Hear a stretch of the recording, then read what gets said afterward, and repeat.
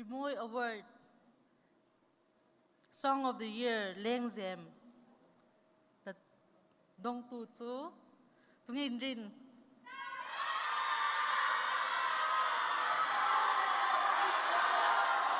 Phu Jiang Lo Mo Jail Rosanga ai vuole senza un tuine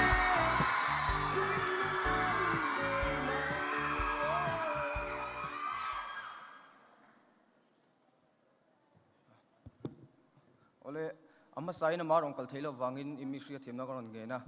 tin hedin hunal hang tu pathian le mgt te chunga kan lo me me mani kan lo me